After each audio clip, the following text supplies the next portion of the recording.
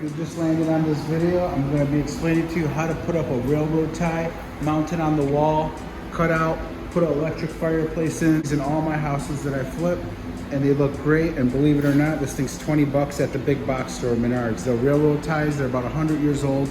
I use a flat disc sander, so I put that on an angle grinder and I sand the crap out of it on the face. You see that? And then we're going to use a dark walnut stain. You could use any color stain you want, of course. I put 6 lag bolts in the wall. I locate the studs. 16-inch on center is most of the newer houses, or you'll have to locate it with a stud finder.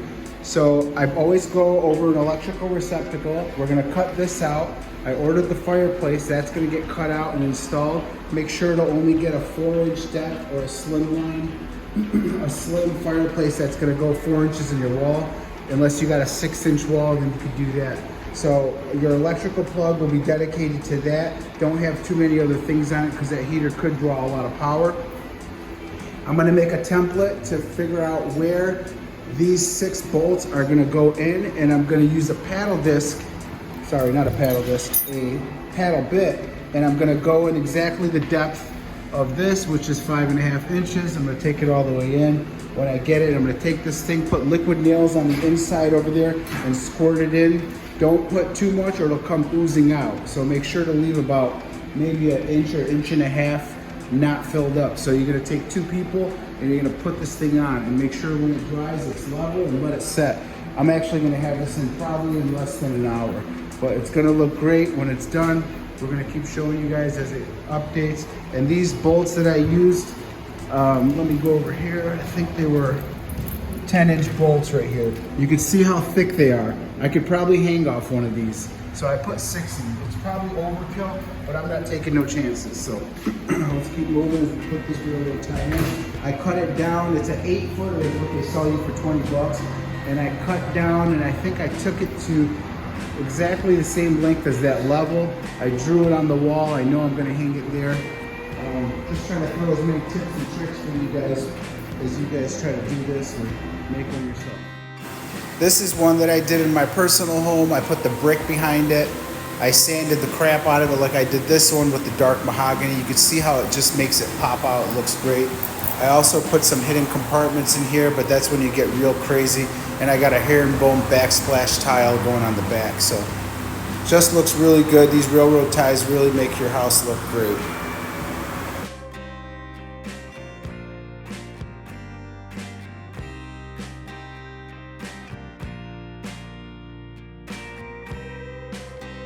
There are many ways to capture where these lag bolts are going to go into the back of this. I use a level. I place this on top of the bolts. Let me try to show you guys how I do it. There's many, I've done it every freaking which way. Every time I do it a different way. So I probably haven't found the best method. I've only done about 10 of these fireplaces. So I marked this right here exactly in the center. I know each one of these lag bolts are 3.5 inches away, and I kept it 1.5 inches away from the edge. So I took this after I marked all 3 locations. I placed it on top of here. Always double check your measurements. I drilled some little like pilot ones right there just so I can mark it. Got the ones over here. Make sure to use a square so your line is straight, because these boards are never exact. So the longer the distance, the more accurate you can be this way on your square. I hope that makes sense. Let me try to show you. I'm not the best teacher. Try to do my best to explain stuff. So I line this up and I just eyeball this. So the longer the distance, the more straighter this will be, and you'll be more accurate. Because then if you don't do that, then this, if you just eyeball it and try to guess it, this will be off to the side a little, and then you'll have to bore out another hole or the side of a hole.